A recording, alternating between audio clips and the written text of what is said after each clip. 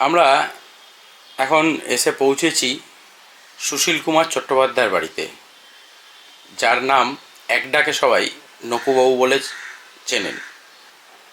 দাদা, আপনি একটু যদি ব্যাপারটা বলে দেন, বিষয়টা যদি বলেন যে মানে কোথা থেকে সুশীলবাবুর এই নেশা একটা জীবনে হ্যাঁ, এত আমি সংঘর্ষটা। আমি যতদূর জানি যে বাবার ছোটবেলা থেকেই গাছের পাতা, ফুল, এই ছোটবেলায় যেগুলো হয় এই ধরনের জিনিসপত্র সংগ্রহ করে রাখা, এগুলো একটা স্বভাবের মধ্যে ছিল। তারপর ঝিনুক, পাথর, পাথর এখন অবধি আছে, তাতে নাম লেখা কোন জায়গার পাথর, কোন জায়গার এগুলো ছিল। তারপর পরবর্তীকালে অন্যান্য অ্যান্টিক জিনিসের নেশা সেটা এসে যায়, এবং তিনি নানান জায়গা থেকে এগুলো সংগ্রহ করেন, এবং নানান রকম লোকও আসতো।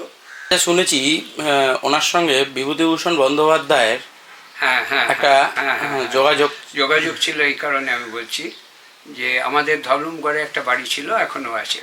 ধলুমগড়ে বিভূতিবাবু যেতেন, থাকতেন, এবং আমাদের ওখানে না, অন্য জায়গায়।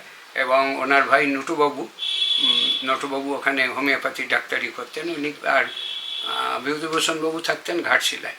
ঘাটশিলা থেকে ওই 10-11 কিলোমিটার মতো।